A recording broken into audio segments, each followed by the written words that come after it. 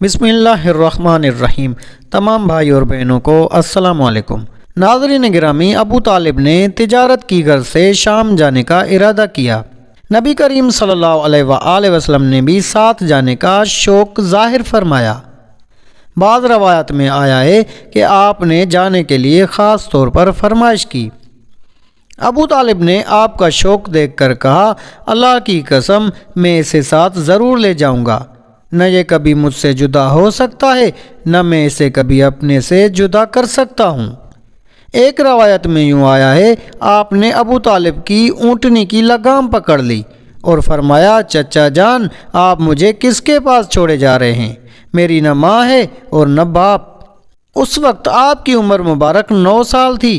آخر ابو طالب آپ کو ساتھ لے کر روانہ ہوئے، آپ کو اپنی اونٹنی پر بٹھایا، راستے میں عیسائیوں کی ایک عبادت گاہ کے پاس ٹھہرے۔ خانقاہ کے راہب نے نبی کریم صلی اللہ علیہ وآلہ وسلم کو دیکھا تو چونک اٹھا۔ اس نے ابو طالب سے پوچھا، یہ لڑکا تمہارا کون ہے؟ انہوں نے جواب دیا، یہ میرا بیٹا ہے۔ یہ سن کر راہب نے کہا، یہ تمہارا بیٹا ہو نہیں سکتا۔ یہ سن کر ابو طالب بہت حیران ہوئے اور بولے، کیا مطلب؟ یہ کیوں میرا بیٹا نہیں ہو سکتا؟ اس نے کہا، یہ ممکن ہی نہیں کہ اس لڑکے کا باپ زندہ ہو، یہ تو نبی ہے۔ مطلب یہ تھا کہ ان میں جو نشانیاں ہیں وہ دنیا کے آخری نبی کی ہیں، اور ان کی ایک علامت یہ ہے کہ وہ یتیم ہوں گے۔ ان کے باپ کا انتقال اسی زمانے میں ہو جائے گا جب کہ وہ ابھی پیدا ہونے والے ہوں گے۔ اس لڑکے میں آنے والے نبی کی تمام علامات موجود ہیں۔ ان کی ایک نشانی یہ ہے کہ بچپن میں ان کی والدہ کا بھی انتقال ہو جائے گا۔ اب ابو طالب نے اس راہب سے پوچھا، نبی کیا ہوتا ہے؟ راہب نے کہا، نبی وہ ہوتا ہے جس کے پاس آسمان سے خبریں آتی ہیں اور پھر وہ زمین والوں کو ان کی اطلاع دیتا ہے۔ تم یہودیوں سے اس لڑکے کی حفاظت کرنا۔ اس کے بعد ابو طالب وہاں سے آگے روانہ ہوئے، راستے میں ایک اور راہب کے پاس ٹھہرے۔ یہ بھی ایک خانقاہ کا عابد تھا۔ اس کی نظر بھی نبی کریم صلی اللہ علیہ وآلہ وسلم پر پڑی تو یہی پوچھا، یہ لڑکا تمہارا کیا لگتا ہے؟ ابو طالب نے اس سے بھی یہی کہا، یہ میرا بیٹا ہے۔ راہب یہ سن کر بولا، یہ تمہارا بیٹا ہو نہیں سکتا، اس کا باپ زندہ ہو ہی نہیں سکتا۔ ابو طالب نے پوچھا، وہ کیوں؟ راہب نے جواب میں کہا، اس لیے کہ اس کا چہرہ نبی کا چہرہ ہے، اس کی آنکھیں ایک نبی کی آنکھیں ہیں، یعنی اس نبی جیسی جو آخری امت کے لیے بھیجے جانے والے ہیں۔ ان کی علامات پرانی آسمانی کتابوں میں موجود ہیں۔ اس کے بعد یہ قافلہ روانہ ہو کر بصرہ پہنچا۔ یہاں بحیرہ نام کا ایک راہب اپنی خانقاہ میں رہتا تھا۔ اس کا اصل نام جرجیس تھا، بحیرہ اس کا لقب تھا۔ وہ بہت زبردست عالم تھا۔ حضرت عیسیٰ علیہ السلام کے زمانے سے اس خانقاہ کا راہب نسل در نسل سے یہ عالم فاضل خاندان ہی چلا آ رہا تھا۔ اس طرح اس زمانے میں ان کا سب سے بڑا عالم بحیرہ ہی تھا۔ قریش کے لوگ اکثر بحیرہ کے پاس سے گزرا کرتے تھے، مگر اس نے کبھی ان سے کوئی بات نہیں کی تھی۔ مگر اس بار اس نے قافلے میں آپ کو دیکھ لیا تو پورے قافلے کے لیے کھانا تیار کروایا۔ بحیرہ نے یہ منظر بھی دیکھا کہ نبی کریم صلی اللہ علیہ وآلہ وسلم پر ایک بدلی سایہ کیے ہوئے تھی۔ جب یہ قافلہ ایک درخت کے نیچے آ کر ٹھہرا تو اس نے بدلی کی طرف دیکھا۔ وہ اب اس درخت پر سایہ ڈال رہی تھی اور اس درخت کی شاخیں اس طرف جھک گئی تھیں جدھر نبی کریم صلی اللہ علیہ وآلہ وسلم موجود تھے۔ اس نے دیکھا بہت سی شاخوں نے آپ کے اوپر جھمگھٹا سا کر لیا تھا۔ اصل میں ہوا یہ تھا، جب نبی کریم صلی اللہ علیہ وآلہ وسلم اس درخت کے پاس پہنچے تو قافلے کے لوگ پہلے ہی سایہ دار جگہ پر قبضہ کر چکے تھے۔ اب آپ کے لیے کوئی سایہ دار جگہ نہیں بچی۔ چنانچہ آپ جب دھوپ میں بیٹھے تو شاخوں نے اپنا رخ تبدیل کر لیا اور آپ کے اوپر جمع ہو گئیں۔ اس طرح آپ مکمل طور پر سائے میں ہو گئے۔ بحیرہ نے یہ منظر صاف دیکھا تھا۔ آپ کی یہ نشانی دیکھ کر اس نے قافلے والوں کو پیغام بھجوایا، اے قریشیوں، میں نے آپ لوگوں کے لیے کھانا تیار کروایا ہے۔ میری خواہش ہے کہ آپ تمام لوگ کھانا کھانے آئیں، یعنی بچے، بوڑھے اور غلام سب آئیں۔ بحیرہ کا یہ پیغام سن کر قافلے سے ایک نے کہا، اے بحیرہ، آج تو آپ نیا کام کر رہے ہیں، ہم تو اکثر اس راستے سے گزرتے ہیں، آپ نے کبھی دعوت کا انتظام نہیں کیا، پھر آج کیا بات ہے؟ بحیرہ نے انہیں صرف اتنا جواب دیا، تم نے ٹھیک کہا، لیکن بس آپ لوگ مہمان ہیں اور مہمان کا اکرام کرنا بہت اچھی بات ہے۔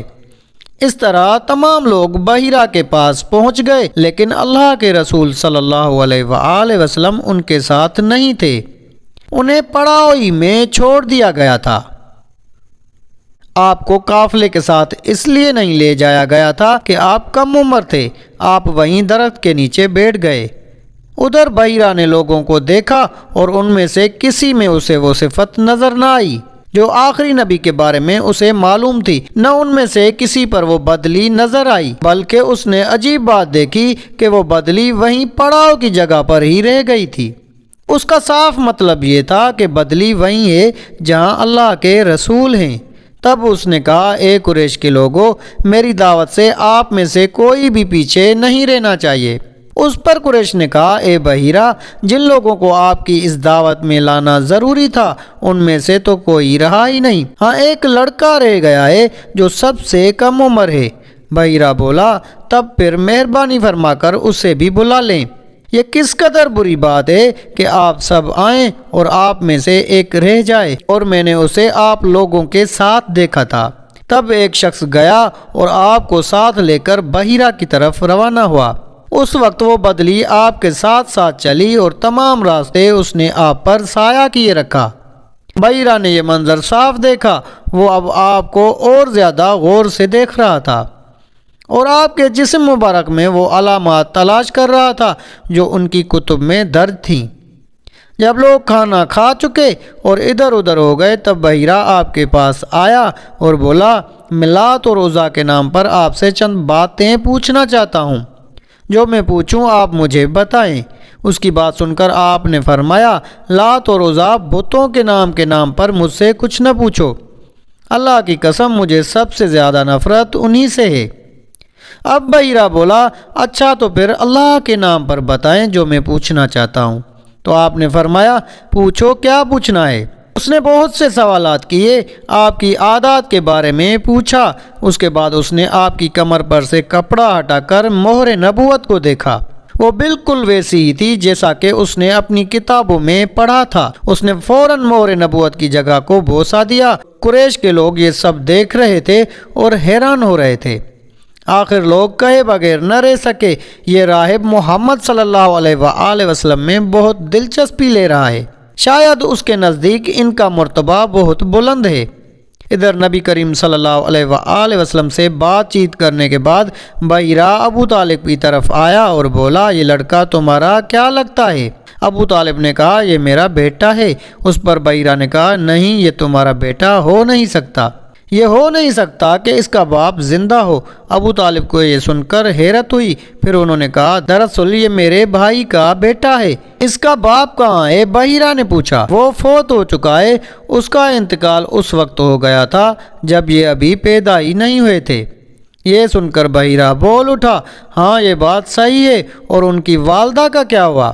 ان کا ابھی تھوڑا عرصے پہلے ہی انتقال ہوا ہے۔ یہ سنتے ہی بحیرہ نے کہا، بالکل ٹھیک کہا، اب تم یوں کرو کہ اپنے بھتیجے کو واپس وطن لے جاؤ، یہودیوں سے ان کی پوری طرح حفاظت کرو، اگر انہوں نے انہیں دیکھ لیا اور ان میں وہ نشانیاں دیکھ لیں جو میں نے دیکھی ہیں تو وہ انہیں قتل کرنے کی کوشش کریں گے۔ تمہارا یہ بھتیجا نبی ہے، اس کی بہت شان ہے، ان کی شان کے بارے میں ہم اپنی کتابوں میں بھی بہت لکھا ہوا پاتے ہیں، اور ہم نے اپنے باپ داداؤں سے بھی بہت کچھ سن رکھا ہے۔ میں نے یہ نصیحت کر کے اپنا فرض پورا کر دیا ہے، اب انہیں واپس لے جانا تمہاری ذمہ داری ہے۔ تو ناظرین گرامی، یہ تھے شام کے سفر میں رونما ہونے والے کچھ واقعات جو آپ صلی اللہ علیہ وآلہ وسلم کے ساتھ پیش آئے۔ امید ہے آپ کو ہماری آج کی ویڈیو اچھی لگی ہوگی۔ اگر آپ کو ویڈیو اچھی لگی تو ویڈیو کو لائک کر کے اپنے دوست و احباب سے زیادہ شیئر کریں۔ جزاک اللہ۔